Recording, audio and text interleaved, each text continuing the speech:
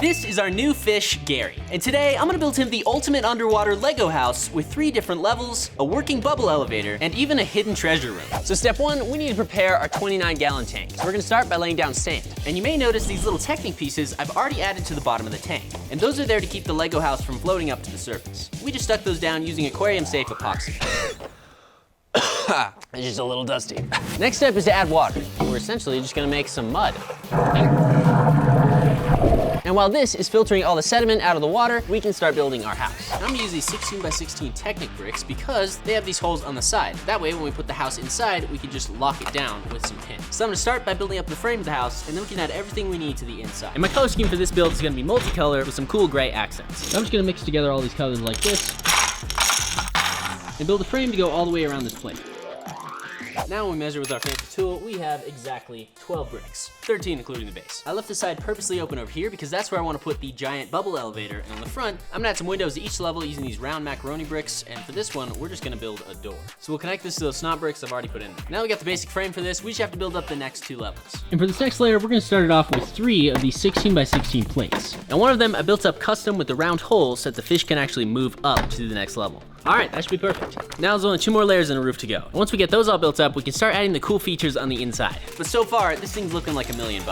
Speaking of $1 million, thanks to Monarch Money for sponsoring this video. Monarch is a private, safe, and ad-free app that keeps track of what you spend your money on. I use Monarch all the time to track just how much I spend on Legos. It's actually probably an unhealthy amount. It's really nice because it tells me how much I'm making, how much I have to spend, and how much I've already spent. I can even make savings goals so I can one day afford to buy the new Lego Death Star, which is like $1,000. We've been using Monarch for about 4 months already, and for us, it's been the single most useful tool for managing our finances. And one of my favorite parts is the rollover feature, so if I spend less than I plan to on Legos this month, I can roll that over and then have more to spend for next month. Monarch has one place for everything. It's so easy to open up the app and see right away how much I've spent. Another super cool feature is if I'm not totally understanding my spending habits, there's a built-in AI bot that'll give you tips and tricks. Instead of making multiple charts, doing math, and logging into different websites, Monarch shows you the big picture of your finances clearly. And you can use it on your computer too.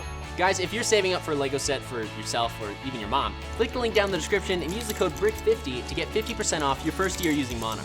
Now, back to the video. All right, guys, this is what we've got. Check it out. As you can see, we have 3 different levels. We have 4 windows on the outside. I even added a little deck right here. And for the roof right now, it's just some plates held on with some of these little hinge pieces. See here what I did for the walls also is just kind of overlapped each brick in a running bond pattern. That way it's really strong and there's a 2-stud overlap on each one. For now, we have the foundation of the house built up, and our next step is to build the bubble elevator. So I'm gonna build up a clear tube out of these little clear cylinder pieces.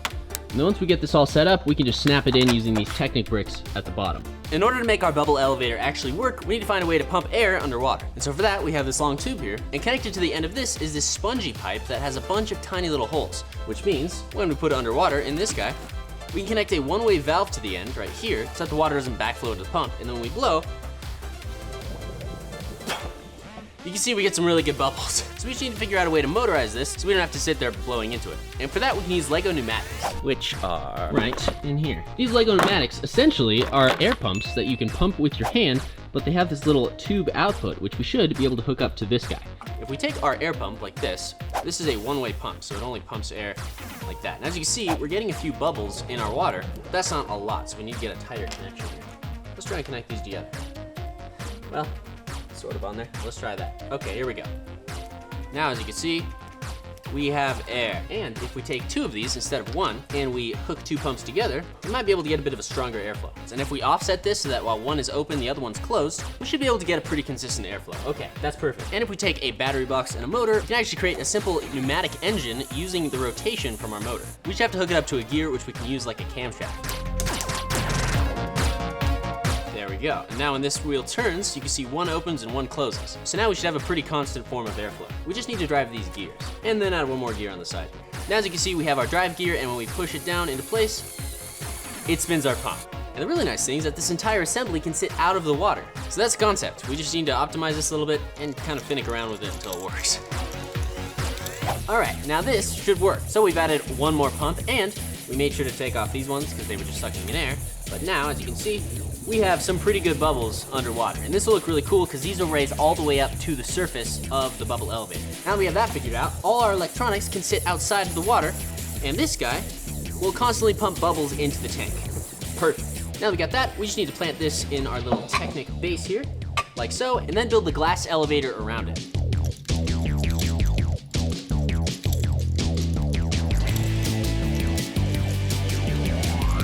Since these cylinder pieces are really tall, what we're actually going to do is put a few clear plates every couple layers to kind of lock them together.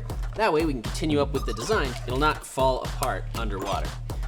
One of the things we have to worry about is that, like when we're setting things underwater, things breaking off and floating up to the surface. Oh no, this is so hard. You have to take the whole thing out. And it just sounds miserable, so we're not gonna do that. But this should snap right on the edge, just like so. The next thing I want to do for this, before we detail the 3 different rooms individually, is add a motorized axle all the way down through each level, to sort of make a mechanical spine that will activate different things throughout the fish house. To do that, I'm just going to build in a few Technic bricks, and then add some axles that go all the way up to the top where we can put a motor.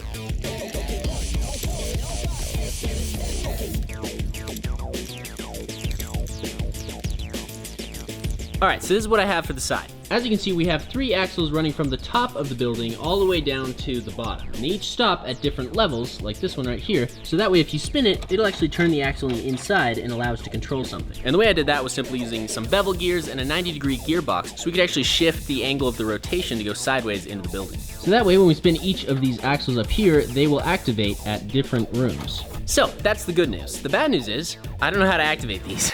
You see, the goal I have is to use a single motor, and right now we have 3, so I think the best thing to do is probably going to be building a transmission. A transmission is going to allow us to take the output from this motor, which right now is just a single axle, and be able to shift gears from one output to another with the same motor. For example, if we take 2 of these gears and we snap them into this lift arm here, you can kind of see the obvious way to connect these is by putting a gear in the middle. And when you do that, they will both spin like so. But if we want to be able to switch out which one of these actually spin and which ones don't, we can simply just raise this guy by putting a little stopper right there.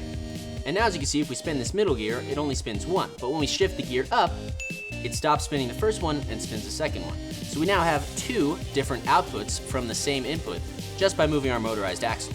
And so now we have a type of transmission. And this is actually similar to what they use in cars to be able to shift gears. And that shifts the gear ratios so that the car can have more torque versus more speed. And it can run at higher speeds without breaking the motor. So to build our transmission, we need to basically make this a lot smaller and add another gear in the center so we can access all 3 levels of the house. And once we do that, we can control all 3 levels with a single motor sticking up above the water. I've actually made a really cool discovery. There are these Lego gears that don't have an axle hole in them, which means you can put them on axles to actually carry over motion to the next one. So for example, if we have this gear here, which will actually connect to our axles, when we turn the axle, the gear spins, we could put a separate gear on this middle one, and as you can see, that one does not turn when we spin the bottom one, but the red one can actually rotate to transfer motion to gear number 3, as you can see like that. And then we can do the same thing here, and drive this gear with another gear on this side to drive our center gear. So essentially, with all that in mind, I've created a gearbox, which is this guy here. And this guy should be perfect for what we need. We have this one gear here we can move up and down, and that will actually control all these outputs. So as you can see, it spins nothing. We push the clutch, it spins the first one, the second one, and the third one like that. That's pretty cool, guys. This guy goes right up here. Cool. And also for protection, we're gonna add some little clear boxes around these gearboxes on the outside. That way no little fins or anything get sucked in, because we wanna make sure this thing is super safe for the fish. Now that we have the basic functions built up for our house, we need to work on the 3 levels that are gonna be on the inside. Starting with the first level, which I wanna turn into a bank vault. That way we can put some treats on the inside and open it up when it's feeding time. First, I'm gonna build up a layer of gray bricks on the inside to actually cover the walls, and then add tiles to the floor to make it look like a bank. And then we'll hook up our motorized axle to the vault door so we can open it up.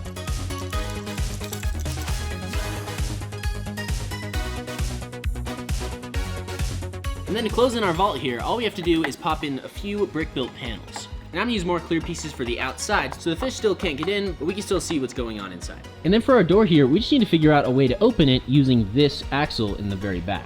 My first thought was to do some sort of sliding door, but we don't really have room in this wall for it to slide back. So instead, I think I'm gonna hook this worm gear up to the axle and build kind of a funky door that rotates outward. We just gotta simply slide this axle through here, and then this guy should hook right up to our spine.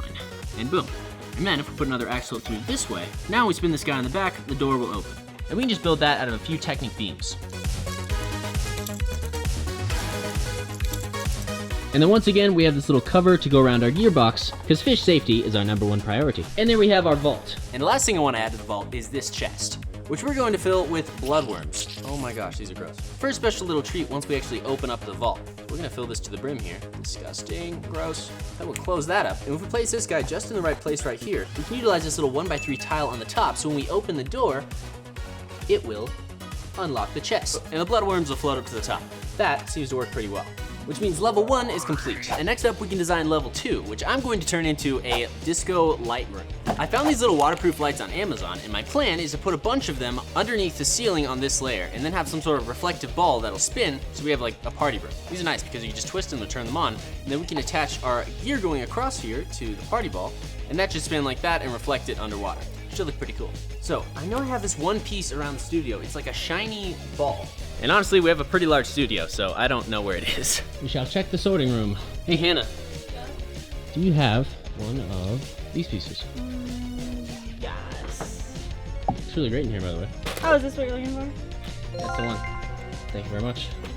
Perfect. Guys, check out Hannah on Instagram, because she like sorts all these things into all these different bins for the studio. All right, so now we got our piece here. If we take this guy and we connect it to something that actually has holes, like this 4x4 plate, but we actually need to put a brick on the inside of this because we need an axle hole, and this, as you can see, is round. So if we do this, boom, boom, we can put an axle through, like this, and now we can spin this guy. This is gonna hang right here. Now we just gotta bring this axle over to this and add another 90-degree actuator so it spins the right direction. And for this one, what we're gonna do is use a gear ratio inside of our bevel gearbox because that will allow us to change the speed of how fast it's actually going. So I'm gonna go a small to large gear like this. And then if we put this inside it, like so, as you can see now, the output spins a little bit slower than the input. And then all we gotta do is just add a few axles across, like this, until we get to the center, which is literally right there. Boom. And we can put our little disco ball right underneath this. Cool. Okay, but there we have our disco ball. And then if we put some shiny lights in here and install these in different places, we should get a pretty cool light pattern. Yeah, there we go. Okay, it's working. Fish are gonna love this, dude. Under the sea. No, I'm just kidding. Copyright! The next thing I want to do for this room is just add in a few little lava lamp pillars to the sides. I think that'll just be kind of cool, and I'm going to deck this out by adding tiles to the floor just to make it look more fun like a party room. Alright guys, the second level is looking pretty good. As you can see, we have our two lava lamp looking structures back here, and these have lights that you can take out really easily. And those balls will float up to make it look like a lava lamp, and then we have our LED lights and these cool little stands on the sides. I also just built these simple little light fixtures in here using a few arch pieces, and since I wrapped a rubber band around the middle of the light, it actually doesn't move one way or the other. So this should keep them from floating away pretty well. And then for this thing, I'm using a reverse building technique to connect it to the next level, just using a few of these little pieces with a plate on top, and that gives us a perfect stud reversal right there. Which means the party room's done and we're ready to move on to level 3. And I think for level 3, what I want to do is actually turn it into like a Pirate's Cove plant room with like motorized plants that will actually sway or turn or something. I think it'll be pretty cool. But I'm gonna start by adding a sandy floor to it using tan tiles and plates, and then I'm gonna build a blue sky backdrop on the back. First order of business, we gotta put down a layer of sand. Start with a bunch of plates, and then we'll kind of curve them up and use smaller plates to make it look like actual hills of sand.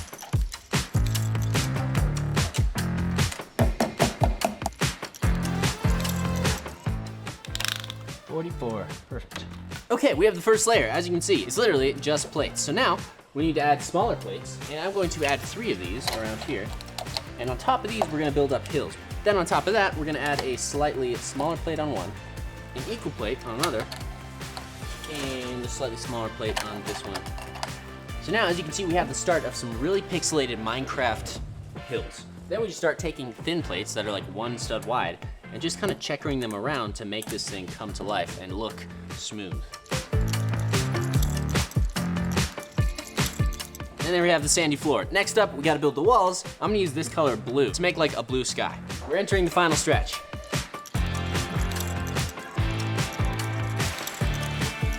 Our top level is looking really good. I wanna add one thing right here, which is going to be this chest that I built. Made pretty simply with some 1x1 bricks, and I'm gonna snap this right on top. That way, there'll be a little hidden entrance into the next level. And then as you can see, we have our axle that's supposed to go across right there. And so I'm just gonna hide it inside the lid of this chest. Which means basically the last thing we have to do for this upper level is just come up with some sort of nature-themed mechanical function, and this thing will be ready to go in the water for our fish. I'm not sure what I'm gonna do for that yet, but it's looking really cool.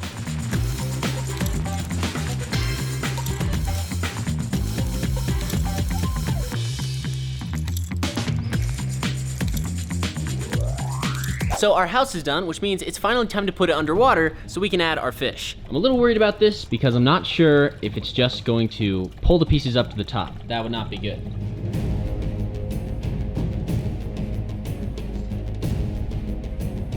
Is that it? Maybe one side in? Now for the front side. Oh no, we're out. This is so hard. That's it, we're in. Okay, that side's in. Oh, that's good. I can't get the pin out. Why? Oh my gosh, this is so much harder than I thought it would be. What the heck? We got Gary right here, guys. It's finally time to introduce him to his new home. All right, little guy, you ready? We've already acclimated the water and everything, so he's the right temperature. He's ready to go in. Look at him, he's so cute. We also decided to get Gary some friends, so we got some guppies and a pleco, because that way he won't be lonely. We've got some snails, and they'll kind of keep the walls clean and create a good underwater microbiome in the tank. I'm gonna give the fish a few days to settle in, and then we'll turn on some of the special features, test them out. That way they're not super stressed. It's been a few days, so we're gonna test out the features now that the fish have sort of settled down a little bit. First up, let's test out the bubble elevator. So this thing just plugs right into our pump here, over the pneumatic tube, and once we flick the switch, it'll turn on and start pumping air up the elevator. Hey, there we go. That's pretty good, actually. Well, the bubble elevator actually works. And then over on this side, we have the transmission that will control the 3 different layers. Now with this, I'm a little worried about using the motor because it spins really fast. And I realized we can just spin it manually by just turning the axles and activate everything in the house. So I think we'll just do that just to keep the fish safe. So the transmission's cool and it does work. We can just connect it with a few of these little Technic axle connectors, and then we can turn these on different levels. Then we just snap this guy right on here like this. Boom, and there we go. Now, when we spin our central axle here, all we gotta do is push it downward and we can activate different levels. So starting at the bottom, we can actually open the vault and then release the bloodworms so that they can get a snack. And on our second level, if we move this guy all the way to the bottom, we can spin the disco ball and turn on the lights in the back, which is really cool. Man, they really do like this tank. Like, I think they're really having a great time, and I do see them going through the layers all the time. And then finally, we have the top level, which is connected to our vines. And this one's pretty cool because while it does make a lot of turbulence, all the leaves are able to rotate freely. So it's not gonna crush any fish or anything. They're basically just floating in the water. And when we spin the axle, because there's not a whole lot of friction, it just kind of turns them in place. We don't have that many fish in here, but at some point we will have to take them out when they get big enough, put them in a bigger tank or 2 tanks. But for now, this is pretty cool. I think Gary really likes it. So overall, I'd say this was a huge success. That's all for this video, guys. Huge thanks for watching. Check out one of these 2 popping up on your screen here and here, and I'll talk to you in the next Brick Science. See ya.